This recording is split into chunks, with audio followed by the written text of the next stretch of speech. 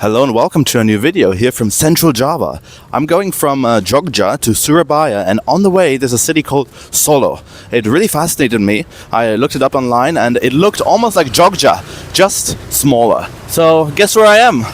Welcome to Surakarta, aka Solo, here in Indonesia. I've slept in today. I just left my hotel and now I'm walking around the streets of Surakarta, aka Solo. I actually don't know what the actual name is. Is it Solo or is it Surakarta? Because I've heard both and I don't know what's right. If you guys have an idea, please let me know in the comments. But I'm just going to turn the camera around and I'm going to walk around the streets of Solo and I'm going to show you around, guys. Hello.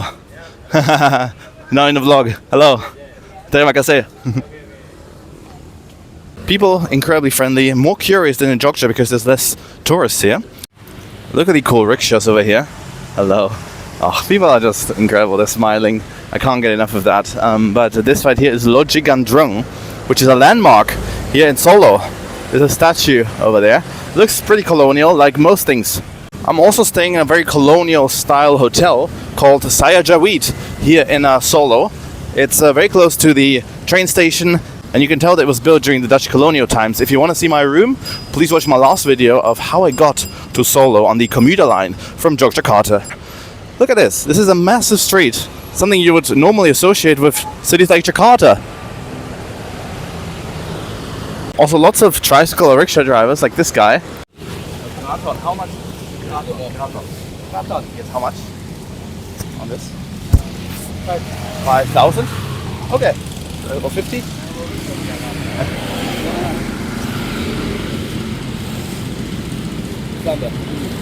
This? 40. Okay.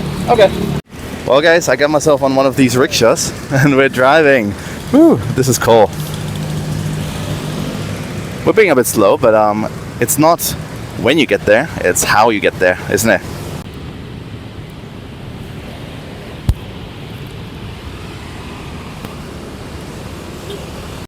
See, they're selling tetarik on the side of the street as well as some mineral water.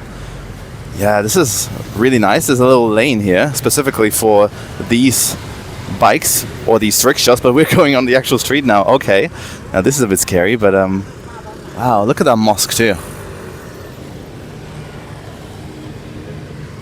This city's epic.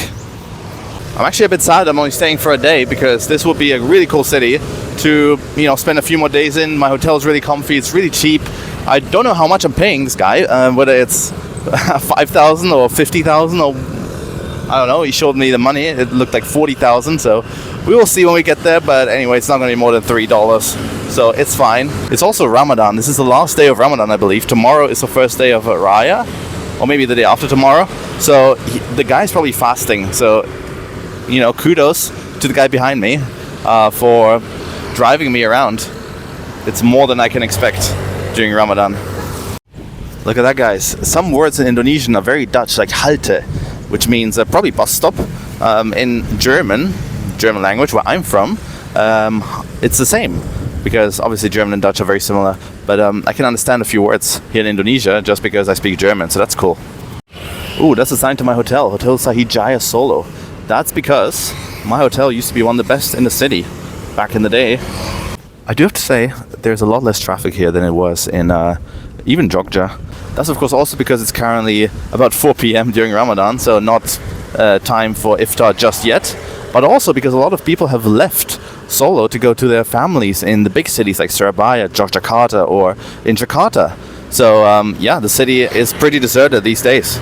And here we are, guys, almost arriving at Kraton. There's a policeman over here patrolling, regulating traffic.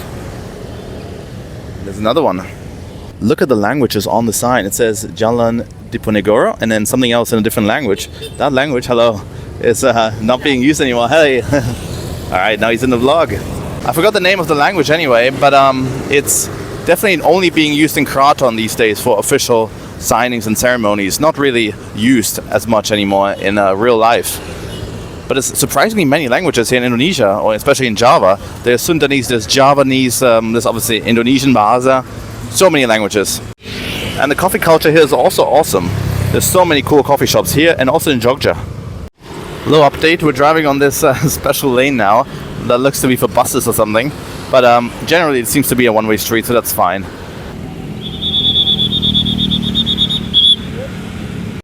Well, I don't think it's actually fine because there's a tram coming towards us and also some motorbikes. Huh, what's going on? That's crazy. What is that train? It has motorbike... It has police protection. What? Oh my god.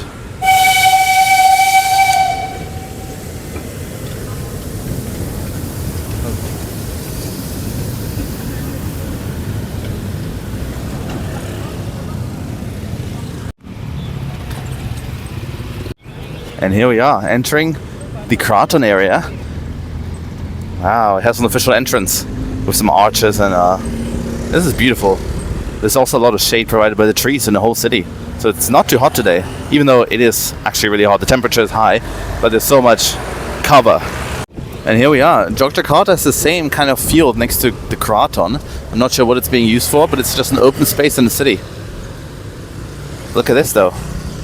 Something I learned that in old Surakarta and also in Jogja, you know, in the old town, cities were not allowed to be higher than the Kraton. So the Kraton was supposed to be the tallest building in the city, and that's why all the buildings in the old town are so small. Obviously the newly built ones, they are larger. And here we are, guys, the walls of Kraton. Look at all these buildings here. They're also ancient.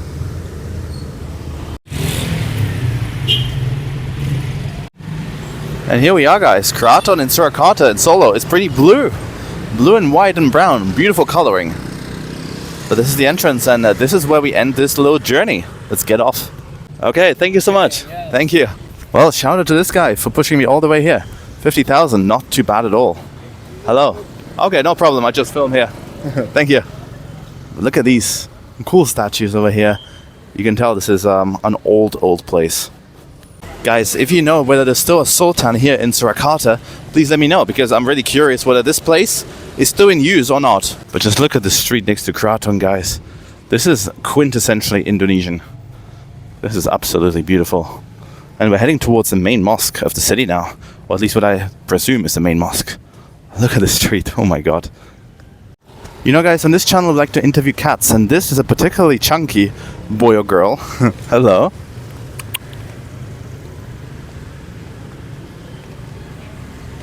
Nope. Okay, he's not meowing into it, but don't know if he's aggressive or whether he likes it.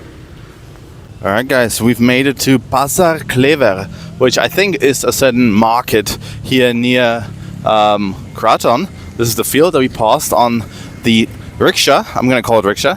These are the walls of Kraton, and over here is the main mosque of the city, so that's where we're going to go next to check it out. It is of course Ramadan, so the mosque should be a pretty busy place. Also, I've seen photos of the mosque, and it's very wooden inside, so that is exciting.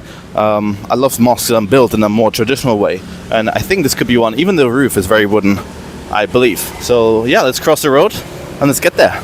Look at this really cool traditional market. Lots of rickshaws over here. This is another small market for clothes.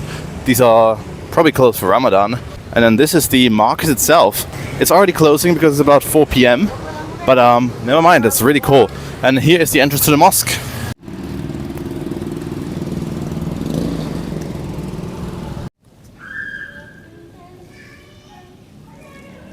Wow, I mean, that is stunning. Look at the roof. And this right here is the main room. That's what I saw online. Oh my god.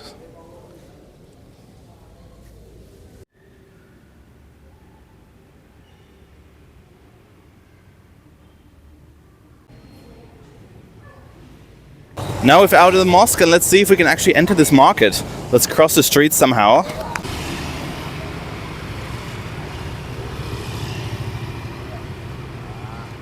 Look at the view we have of the mosque from up here. It does look pretty much closed. All the stalls are closed, but it's okay. Let's see if we can find one open stall. That's my mission here in this market. I don't think we can. This looks more like a self-storage place than a market at the moment, but that's okay. Alright guys, the last stop of the day is going to be Fort Vastenberg, a Dutch fortress here a bit closer to the train station. So we're going to head there. It's an 11-minute walk, and that's where I'm also going to end the video. So I'm going to catch you guys when something interesting happens, or if we reach the fort. But I'm sure something interesting will happen on the way, because this is Indonesia. There's always something exciting just around the corner. So we're back at the entrance to the Kraton, and this is a square where we were basically driven around. And look at this church over here. This looks also very colonial. Of course, the Dutch left many churches in Indonesia, but still now there's still a minority of Christians in this country, so that's pretty cool. And the churches are really pretty. Something I do have to say hello. Hi. Everybody's so excited to see me, especially see me vlog, but even just, you know, see a tourist, I guess. Oh, okay, but they still won't let me pass. Anyway, it's pretty crazy. I haven't seen a single tourist in the city yet, or a single Westerner. I'm the only one here, which is a shame because this city is epic. It's like Yogyakarta, hello, but also just a bit smaller, more cozy, and has a lot to see. But this right here is Fort Vastenberg. I don't think we can enter, but we can look at the walls, we can look at the structure, the arch, and this is also I'm going to end this video. This was a really good one. I hope you enjoyed this. And if you did, please leave a like, please subscribe, please comment where else you would like me to travel here in Java and other parts of Indonesia as well. And I'll see you all very, very soon in the next one. And bye for now.